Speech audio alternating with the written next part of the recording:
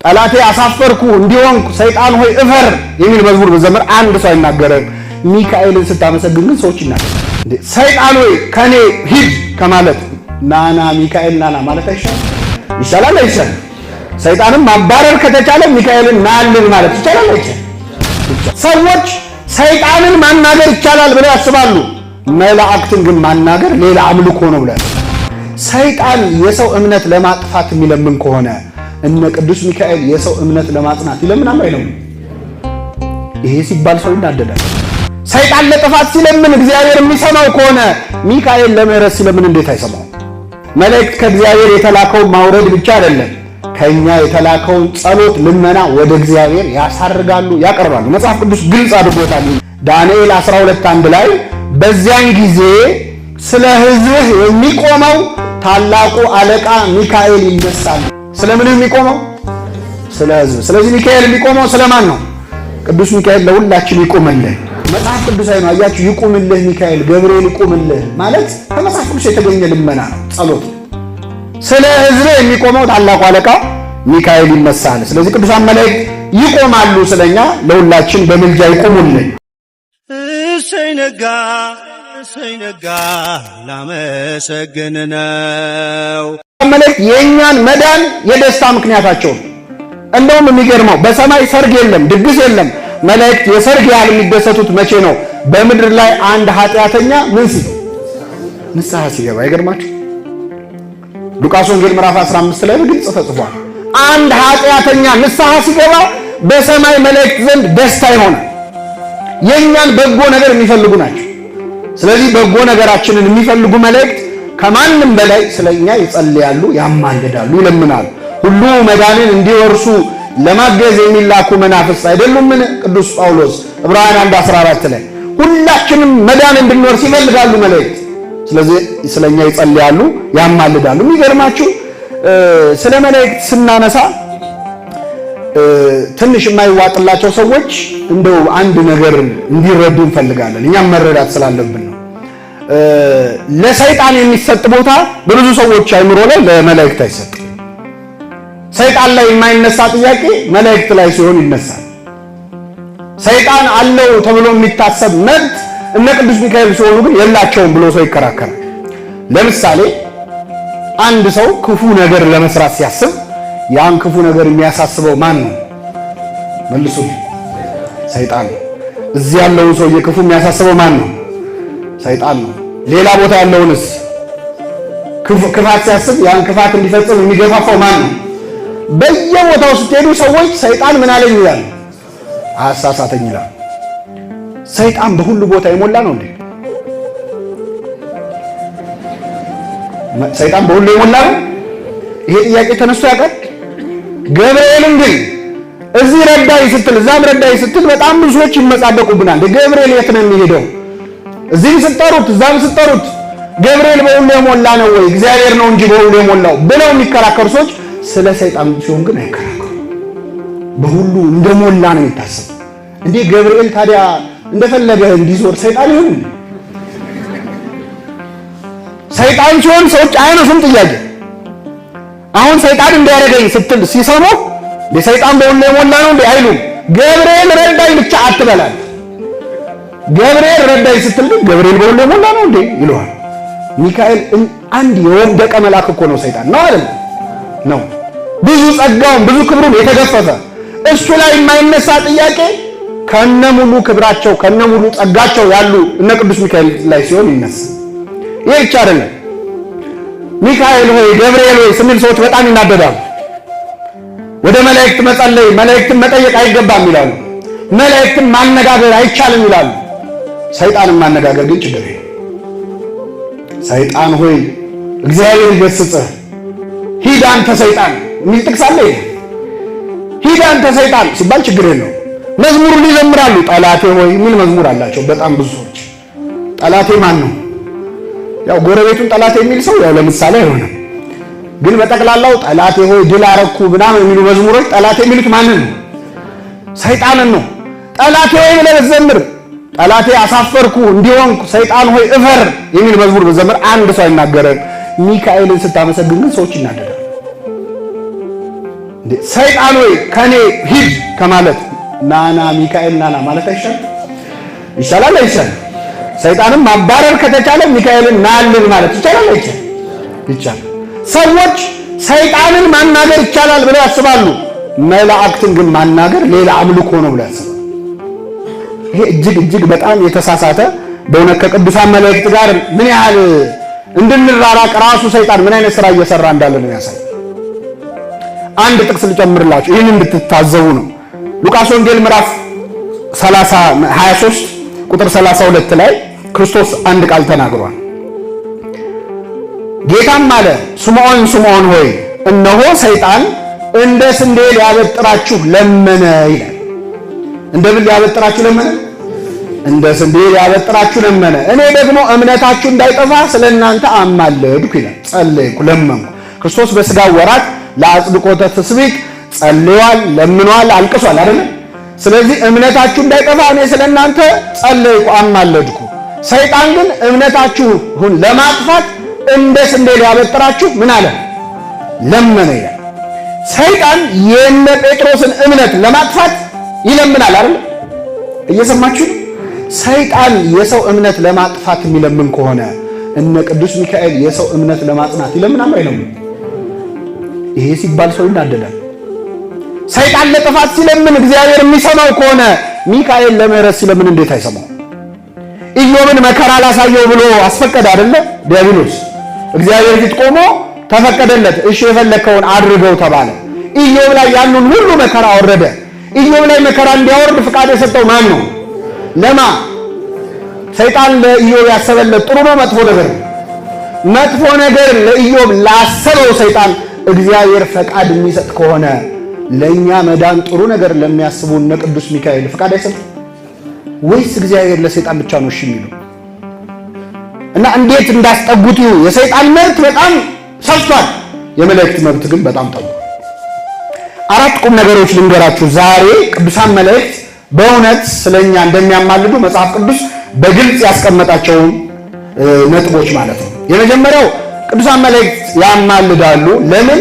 በእግዚአብሔር ፊት ስለሚቆሙ። በሉ እስኪ በማን ፊት?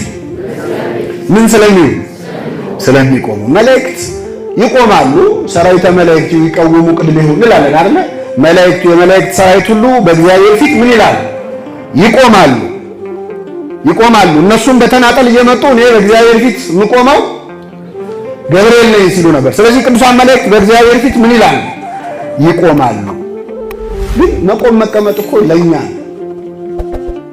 እግር ላለን ጉልበት ላለን የሚታጠፍ የሚዘረጋ ጉልበት ላለን ለኛ ነው። ሚካኤል ገብርኤል ጉልበት አላቸው? ግራ ገባችሁ እንዴ? ረቂቃን ናቸው። ይጨበጣሉ፣ ይዳሰሳሉ። ስለዚህ መቆም መቀመጥ ማጣፍ መዘርጋት የኛ የግዙፋኑ እንጂ የረቂቃኑ አይደለም። ግን መላእክት ይቆማሉ ተብሏል መጽሐፍ ቅዱስ ላይ። በማን ፊት? እግዚአብሔርስ ፊት አለው? የእግዚአብሔር ፊት ወዴት ነው? ወደ ምስራቅ ነው የሚዞረው እግዚአብሔር? ወደ ምዕራብ ነው? እንደውም ቦሩ ሜዳ ላይ በተደረገ ሃይማኖት ክርክር ጧፍ አበሩ። አንድ ሊቅ አበሩና የዚህ ጧፍ ፊት ወዴት ነው አሉ። የጧፍ ፊት ወዴት ነው? ወደ አበራው ሰውዬ ነው? አይለይም። እግዚአብሔር በሁሉ ምን ያለ አምላክ ነው። ስለዚህ በእግዚአብሔር ፊት ይቆማሉም ሲባል የእግዚአብሔር ፊት አንድ ቦታ ማለት አይደለም። ይቆማሉም ሲባል መቆም አይደለም። መጽሐፍ ቅዱስ ቆመ ሲል ወደ አራት ትርጉሞች አሉ። በመጽሐፍ ቅዱስ ላይ መቆም አራት አይነት ትርጉም። አንደኛው ሊትራሊ ያው እንደቆምኩት መቆም። ምን ነው ስራ ፈታችሁ ቆማችኋል ይላል ወንጌል ላይ። ይሄ ዝም ብሎ ቆማችኋል ማለት ነው፣ ለቆሙ ሰዎች። አንደኛው እሱ ነው። ሁለተኛ መጽሐፍ ቅዱስ ቆመ ካለ ስልጣንን መፍረድን ያሳያል። መዝሙር 81 ከቁጥር 1 ላይ እግዚአብሔር ቆመ ውስተ ማኅበረ አማልክት፣ እግዚአብሔር በአማልክት መካከል ቆመ፣ በአማልክት መካከልም ይፈርዳል ይላል። ከኔ ጋር ናችሁ? በአማልክት መካከል ምን አለ? አማልክት የሚባሉት ቅዱሳን ናቸው፣ ጣዖታት አይደሉም። ለምሳሌ ሙሴን ዘጸአት 7:1 ላይ እኔ በፈርዖን ላይ አምላክ አድርጌሃለሁ ብለዋል። ፈጣሪ አድርጌሃለሁ ማለት ሳይሆን ገዢ ማለት ነው። መለከ ገዛ ማለት ነው። እግዚአብሔር በአማልክት መካከል ቆሟል። በአማልክት መካከል ቆመ ይልና ምን ይላል? በአማልክት መካከልም ይፈርዳል ይላል። ስለዚህ ሁለተኛ የመቆም ትርጉም ምን ማድረግ ነው? መፍረድ፣ ስልጣን ማግኘት ነው። ትዝ ይላችኋል። ቀዳሜ ሰማዕት ቅዱስ እስጢፋኖስ በድንጋይ ተወግሮ ሰማዕት ሆኖ የሞተበት ቀን በሞተበት ዕለት ቀና ብሎ አየና ኢየሱስን በአብ ቀኝ ቆሞ አየሁታል። ይህን ሲል አይሁድ በጣም ተናደዱ፣ ተበሳጩ እና ቀደዱ ልብሳቸው። እንዴት በአብ ቀኝ ቆሞ ይላል? እንግዲህ ወዲያው ድንጋይ ያነሱና ቅዱስ እስጢፋኖስን በድንጋይ ወግረው ገደሉት። የተማረ ይግደልኝ ይባላል አይባልም? ምንድነው ቆሞ ቢባል በቀኝ ቆሞ? እኛም ራሳችን ተስፋችን መጨረሻ ላይ በቀኝ ምን እንዲለን ነው። ታዲያ ለምንድን ነው ያንዳደዳቸው? የተማሩ ሰዎች ስለሆኑ ነው። ምን ማለት እንደሆነ ገብቷቸው። ኢየሱስ በአብ ቀኝ ቆሟል ማለት ምን ማለት ነው? በመጀመሪያ አንድ ጥያቄ ልጠይቃችሁ። ኢየሱስ ከአብ በስተ ምንድን ነው? አይ ደከማችሁ መሰለኝ። ኢየሱስ ከአብ በስተ አብ እስከ ኢየሱስ በስተ ኢየሱስ ከአብ በስተ ምንድን ነው? ቀኝ ነው አይደል? ስለዚህ አብ ደግሞ ከኢየሱስ በስተ መንፈስ ቅዱስ ሴቱ ጋር ብዙ ጊዜ ይላል። እንደ ፍርድ ቤት ዳኛ ሶስት ተደርድረው ነው ይመስለኛ። ስለዚህ አብ መሃል ላይ አለ። በቃ እንደዚህ ብለን እናስ መጽሐፍ ቅዱስ እንደዚህ አይደለም፣ እንደዚህም አይደለም። ቀኝ ሲባል ለእግዚአብሔር ቀኝም ግራም ቀኝም ቀኝ አይደለም፣ ግራም ግራ አይደለም።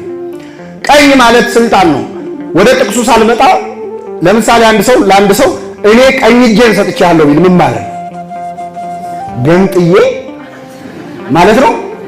ቀኝን ሰጥቻለሁ ምንድን ነው? ስልጣኔ። ቀኝ ማለት ስልጣን ማለት ነው። በመጽሐፍ ቅዱስም የማነ እግዚአብሔር ገብረት ኃይለ የእግዚአብሔር ቀኝ በሉስ ኃይል አደረገች። የእግዚአብሔር ቀኝ ማለት የእግዚአብሔር ስልጣኑ ማለት ነው። ነቢየ እግዚአብሔር ዳዊት ደግሞ ስለ ባለ ስልጣኖች፣ ስለ ጨካኝ የአገር መሪዎች፣ ገዢዎች ሲናገር ምን ይላል? ቀኛቸው የክፋት ቀኝ ከሆኑ ከዚህ ዓለም ገዢዎች አድነኝ ይላል። ምናቸው? ቀኛቸው ማለት ምናቸው ማለት ነው?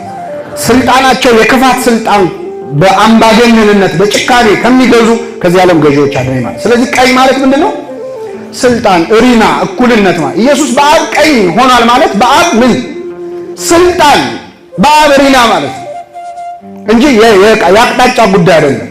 በግራ በቀኝ ማለት አይደለም። ቀኝ የተባለው የስልጣን እኩልነት ነው። ቆሟል ማለት በክብር ይፈርዳል። ከአብ ቀኝ ነው፣ በስልጣን እኩል ነው፣ የተካከለ ነው፣ እሩይ ነው ማለት ነው። ይሄ ሁለተኛው ትርጉም። ሶስተኛው ቆመ የሚለው መጽሐፍ ቅዱስ ከኃጢአት ሲከለከል ነው። አንድ ሰው ጽድቅ የሚሰራ ከሆነ ኃጢአት የማይሰራ ከሆነ ቆሟል ይላል መጽሐፉ። ለምሳሌ ማንም የቆመ ቢመስለው እንዳይወድቅ ይጠንቀቅ። ሮሜ ምዕራፍ 10 ቁጥር 12 ላይ ማለት የቆመ ቢመስለው ማለት ከኃጢአት የተከለከለ ቢመስለው፣ ንጹህ የሆነ ቢመስለው በኃጢአት እንዳይወድቅ ምን ይበል? ይጠንቀቅ ማለት ነው። በጽድቅ ሊያቆማችሁ ለሚቻለው ሳትሰናከሉ በጽድቅ ሊያቆማችሁ ለሚቻለው ይላል ይሁዳ ቁጥር 24። ስለዚህ መቆም ማለት ሶስተኛው ትርጉም መፍረድ ነው፣ ከኃጢአት ከጽድቅ መከልከልና ጽድቅ መስራት ነው። ሶስተኛው ግን ዋናው አሁን ልናነሳ የፈለግነው መቆም ማለት ማማለድ ማለት ነው። ለምሳሌ በተለምዶ አማርኛችን ምን ነው አንቺ ለሱ ቆምሽለት ቢባል ምን ማለት? እንደ ጅብራ ተገትረ አጠገቡ ማለት ነው። ለምሳሌ ጠበቃ አቆመ ይባላል። ጠበቃውን አምጥቶ አቆመው ማለት ነው አይደለም። ምን ነው ቆምክለት ማለት ምን ነው ለሱ ምን አልክለት? ተከራከርክለት። በተለምዶ ቋንቋ እንግዲህ ምን ያህል ሃይማኖቱ ጥልቅ ብሎ እንደገባ ውስጣችን ነው የሚያሳየው።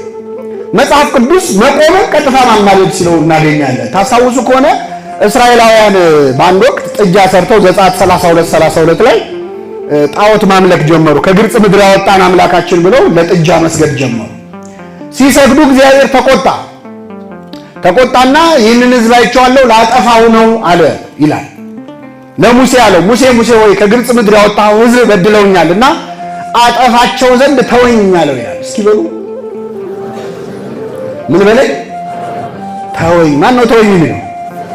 ለማ ሙሴ አሁን የእግዚአብሔር ልጅ መያዝ ይችላል? ተወኝ፣ አጠፋቸው ዘንድ ተወኝ። አንተን ባይሆን ሌላ ህዝብ ላይ ሾመሃለሁ፣ ታላቅ ህዝብ አደርግሃለሁ ሲፈትነው። ምናልባት ይሄ ህዝብ ከጠፋ የማን መሪ ሆናለሁ ብለን እንዳትጨነቅ እኔ በሌላ ህዝብ ላይ ምን አደርጋለሁ? ሾመሃለሁ አለው። ሙሴ ግን እነሱን ከምታጠፋ እኔን ከህይወት መጽሐፍ ደምስሰኝ፣ በረከቱን ያሳድርብኝ። ሙሴ ለመነ ስለ ህዝቡ፣ እኔ ልጥፋ እነሱ ከሚጠፉ ብሎ ራሱን ቤዛ አድርጎ ስለ ሕዝቡ ሰጠ፣ ለመነ። በመሰረቱ ሙሴ ስለሆነ ነው እግዚአብሔር ይህን እድል የሰጠው። ላጠፋቸው ነው ብሎ አሁን ለኛ ቢነግረን ምንድን ነው? ነገሌን ላጠፋቸው ነው። ምን ይመስላችኋል? ውይ አንተንም መረረ፣ አንተንም አሳሰበ። በነካጅ ደግሞ ነገሌን ማሉ። እግዚአብሔር ለኛ እንዲህ አይነት እድልም አይሰጠንም፣ ያቀናላ። ሙሴ ግን እኔን አጥፋኛል። ይህን ታሪክ መዝሙር 106 ላይ ከቁጥር 23 ላይ ነብዩ እግዚአብሔር ዳዊት ድጋሚ ተርኮታል። የእስራኤልን ኃጢአትና የእግዚአብሔርን ምሕረት ምን አለ? ድንቅ ነገር ያደረገላቸውን ያዳናቸውን እግዚአብሔርን ረሱ ይላል። እግዚአብሔርን ረሱት፣ አስቆጡት፣ አሳዘኑት። በመቅሰፍት ጊዜ የተመረጠው ሙሴ በእግዚአብሔር ፊት ባይቆም ኖሮ ያጠፋቸው ዘንድ ተናገረ ይላል። በእግዚአብሔር ፊት ምን ባይል ኖሮ? ባይቆም ኖሮ ማለት ምን ማለት? ባይከልለው ኖሮ ቆሞ ማለት ነው። ስለ ሕዝቡ ምን ባይል ኖሮ? ባይለምን ኖሮ። እሰይ ነጋ ላመሰግን ነው።